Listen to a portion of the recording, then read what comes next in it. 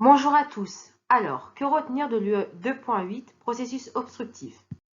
Donc, je vous propose le plan suivant. Donc, tout d'abord, la définition des processus obstructifs, ensuite, la localisation possible de ces processus, et enfin, les éventuelles causes de ces processus.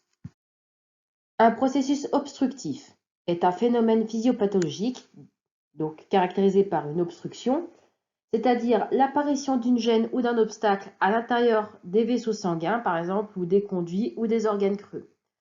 Cela empêche notamment à ces derniers de remplir pleinement leurs fonctions. Cela peut être caractérisé par un blocage ou une réduction du passage d'éléments biologiques circulants, par exemple comme du sang, des urines, des sels, des gaz, etc. Et donc de fait altérer la fonction de cet organe.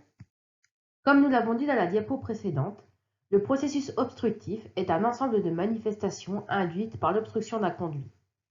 Il peut donc s'agir d'un vaisseau sanguin, comme une artère, une veine, un capillaire, mais aussi d'une voie aérienne, du tube digestif, d'une voie biliaire ou d'une voie urinaire. Donc toutes les voies peuvent être touchées.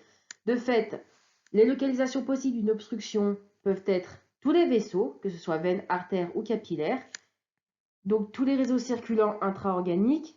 De fait, tous les organes peuvent être touchés. Par exemple, les organes de l'appareil digestif, on pourrait citer à titre d'exemple l'intestin, dans le cas d'une occlusion intestinale, mais également la vésicule biliaire, dans le cas des lithiases biliaires.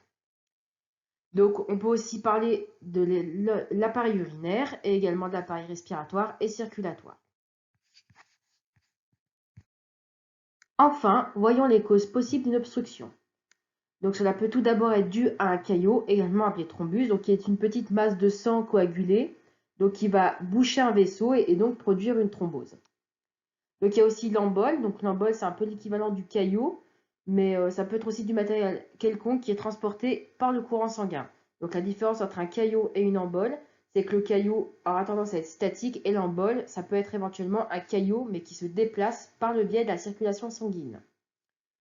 Ensuite, nous avons par exemple le calcul, donc qui va être une concrétion solide, donc formée dans un canal. Donc ça peut être une concrétion d'ions, par exemple dans le cas des calculs rénaux, on a un ensemble d'ions qui forment une boule et donc qui forme un calcul qui va boucher donc un canal, notamment au niveau des uretères, pardon. On a aussi l'œdème, donc l'œdème qui est une infiltration séreuse, donc voilà, donc qui est liée à une rétention d'eau, donc qui va gonfler en retenant de l'eau.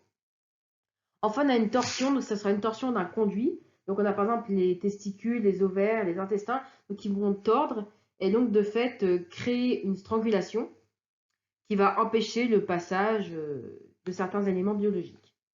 Enfin, on a l'hypertrophie d'un organe. On peut par exemple parler de la prostate. Donc l'adénome de la prostate qui peut empêcher l'écoulement correct des urines. Et enfin, la masse tumorale qui a à peu près le même rôle, donc qui va boucher ou comprimer un vaisseau ou un conduit et qui va empêcher donc l'écoulement naturel des fluides biologiques.